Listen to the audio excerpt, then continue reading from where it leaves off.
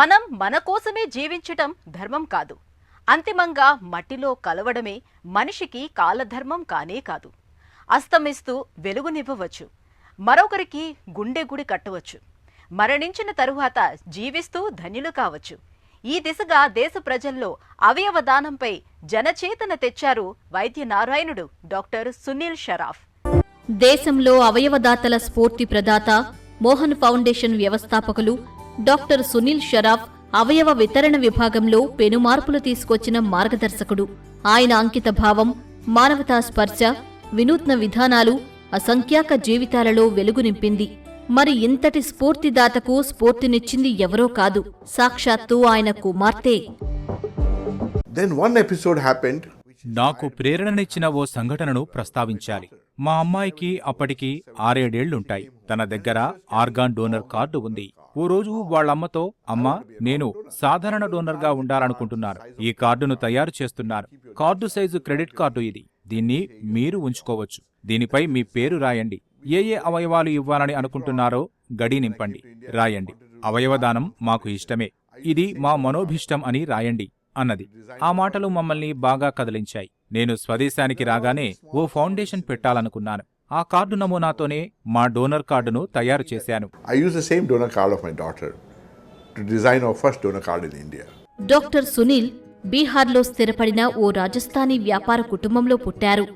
Doctor కావాలన్న తన కోరిక నిజం చేసుకునే పయనం ఓ సాహసోపేత నిర్ణయంతో ఆరంభమైంది. చెన్నైలో పెరిగినప్పటికీ మెడిసిన్ చదివేందుకు బీహార్ వచ్చారు. నీట్ తరహా పరీక్ష రాసి ఎంపికయ్యారు. పట్నా వైద్య కళాశాలలో సీటు దొరికింది.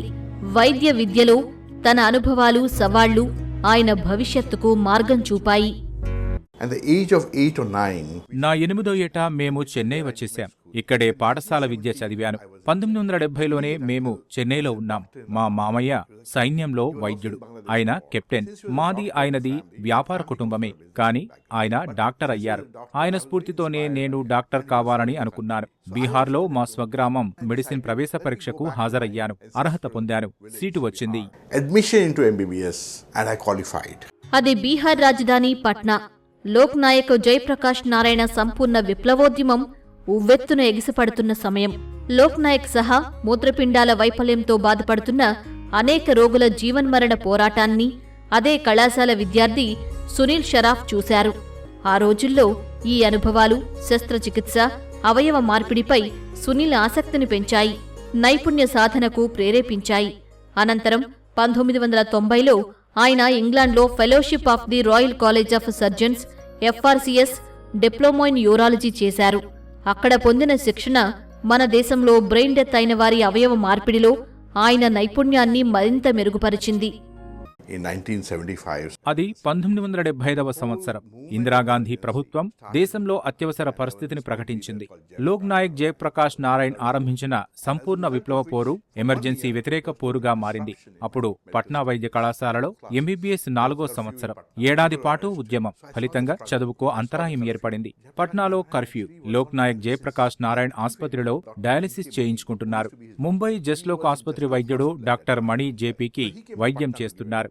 అదే సమయంలో అవయవదానంపై ఆయన ఇచ్చిన ఉపన్యాసం ప్రభావితం చేసింది. 1980లో చదువు కోసం లండన్ వెళ్లినప్పుడు అవయవ మార్పిడిలో స్పెషలైజేషన్ చేయడానికి ప్రేరణనిచ్చింది. డాక్టర్ సునీల్ షరాఫ్ దార్శనికత, మానవతా పరిమళ వ్యాప్తికి చెన్నై శ్రీరామచంద్ర వైద్య కళాశాలలో సాగిన యత్నాలు మద్దతునిచ్చాయి.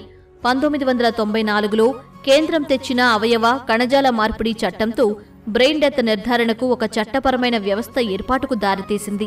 1995లో స్వదేశానికి తిరిగి వచ్చిన డాక్టర్ సునీల్ అలాంటి జీవన్మృతుల అవయవ దానాన్ని సమర్థించారు. మోహన్ ఫౌండేషన్ చెన్నైలో 1997లో స్టార్ట్ చేశాము. మా founder, managing trustee doctor Sunil Sharaf. ఆయన UK నుంచి తిరిగి వచ్చి అప్పుడే 1994లో transplantation of human organs act అని పాస్ చేశారు. మోహన్ ఫౌండేషన్ అంటున్నాం అంటే multi organ harvesting aid network, సంక్షిప్తంగా మోహన్. అవయవదానాన్ని ప్రోత్సహించడానికి 1997లో ఏర్పాటైంది. నాటి నుంచి దేశంలో అవయవ వితరణకు మోహన్ ఫౌండేషన్ మారుపేరుగా మారింది. సాంస్కృతిక, మతపరమైన ఆటంకాలను తొలగించేందుకు డాక్టర్ సునీల్ రామచంద్ర నియమ ప్రోటోకాల్ను ప్రవేశపెట్టారు. ఆత్మీయులను కోల్పోయి దుఃఖంలో ఉన్నవారికి నచ్చజెప్పి అవయవదానానికి ఒప్పించే ఓ మర్యాద మన్ననల పద్ధతి ఇది. అవయవ వితరణను మరింత ఆమోదయోగ్యంగా చేయటంలో ఈ పద్ధతి ముఖ్య భూమిక పోషించింది. In 1995, I came back to India. నేను 1995 మే నెలలో స్వదేశానికి తిరిగి వచ్చాను. అప్పటికే భారత ప్రభుత్వం అవయవ మార్పిడి చట్టం తీసుకొచ్చింది. ఎవరు అవయవ వితరణ చేయవచ్చో, ఎవరు స్వీకరించవచ్చో తెలియజేస్తుంది. అంతేకాదు, బ్రెయిన్ డెత్ ను ప్రస్తావించింది. వారికి ఇష్టమైన వారు అంగీకరిస్తే ఆ జీవన్మృతుని శరీరం నుంచి అనేక అవయవాలను తీసుకోవచ్చు. Then you can take multiple organs from that body. 1996లో Chennai Shri Ramachandra వైద్య కళాశాలలో తొలి జీవన్మృత అవయవదానం ఒక మేలు మలుపు. అవయవదానంతో అనేక ప్రాణాలు కాపాడటం అదే ప్రథమం. దేశంలో ఈ ఘనత రామచంద్ర కళాశాల ఆసుపత్రికే దక్కింది. తర్వాత సేవలు అనేక నగరాలకు విస్తరించాయి. ప్రజలకు అవగాహన కల్పించటం, వైద్యులకు శిక్షణ ఇవ్వడం చేశారు. దేశంలో అవయవదానం పెరిగింది, ప్రాణరక్షక ఉద్యమంగా మారింది.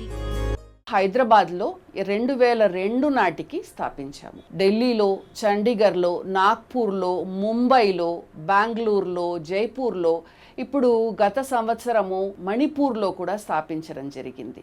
9 ఆఫీసెస్ ఉన్నాయి. మనం బ్రతుకుండగా మన అవయవాలని మనం వాడుకుంటున్నాం. మనకి పనికి రానప్పుడు మరణానంతరం అవయవాలు దానం చేయొచ్చు. అయితే మీరు బ్రతికుండగానే అవయవాలు దానం చేస్తాను అని ప్రతిజ్ఞ చేయొచ్చు. ఈ డోనర్ కార్డ్ ఏంటంటే దీని వెనక పేరు, మీ వయస్సు, బ్లడ్ గ్రూపు, ఏ అవయవాలు దానం చేయాలని అనుకుంటున్నాను, ఎమర్జెన్సీలో ఎవరిని కాంటాక్ట్ చేయాలి, వాళ్ళ పేరు, ఫోన్ నంబరు అన్నీ కూడా ఇందులో ధృవీకరించి ఉంది. మోహన్ ఫౌండేషన్ సేవలు 12,000 ప్రాణాలను రక్షించాయి. ఈ సేవలు పూర్తిగా ఉచితమే. సమాజం అందిస్తున్న మద్దతుతోనే ఈ కృషి నిరంతరం కొనసాగుతోంది. I think the biggest achievement of Mohan Foundation. మా ఫౌండేషన్ కృషితో 12,000 ప్రాణాలను కాపాడగలిగాం. ఇదే మా ఘన విజయం. అసలు ఆసుపత్రిలో ప్రక్రియ మార్చేందుకే మాకు 7 ఏళ్లు పట్టింది. వ్యవస్థలను సవ్యంగా పనిచేయించవచ్చు, కానీ ప్రజల్లో పాతుకుపోయిన కొన్ని విశ్వాసాలను ఒక పట్టాన తుడిచివేయడం ఎంతో కష్టం. But changing that belief within people is the most difficult thing.